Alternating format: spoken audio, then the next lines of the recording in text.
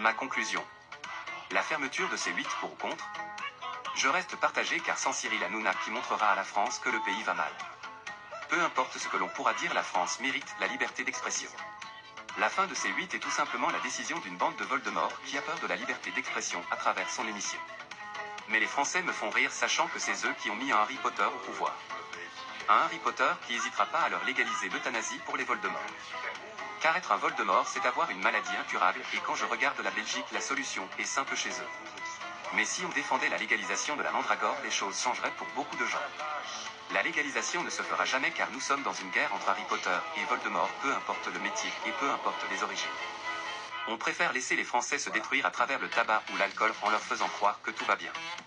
Je suis le premier à être fan sans être fan car un Harry Potter à petite moustache a fait beaucoup de mal dans le passé. Mais si on oublie le passé, je pense que c'est les Harry Potter qui sauveront le pays car ils possèdent une solution sans fin dans leur cerveau. Comme une mandragore qui, quand on l'analyse de près, on y découvre tout un TAT de molécules capables d'être divisées et appliquées sur le cerveau d'un Voldemort pour le rendre stable. Alors non à la fermeture de ces 8 et oui à la légalisation de la mandragore, et le premier qui voudra contredire mon avis, je lui dirai par ici la sortie. Bien sûr, tout ça a été écrit par un mini Harry Potter des profondeurs du système qui jongle entre travail et France Travail car beaucoup de Voldemort ne me supportent pas.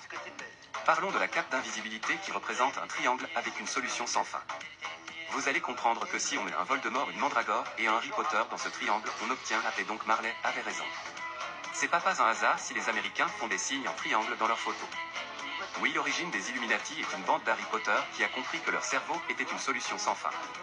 Alors que tu sois un Harry Potter ou un Voldemort, on a tous les défauts. Une vaste histoire sans fin. Sur ce, bonne soirée les Voldemort, et n'oubliez pas de vous reproduire pour faire couler le pays.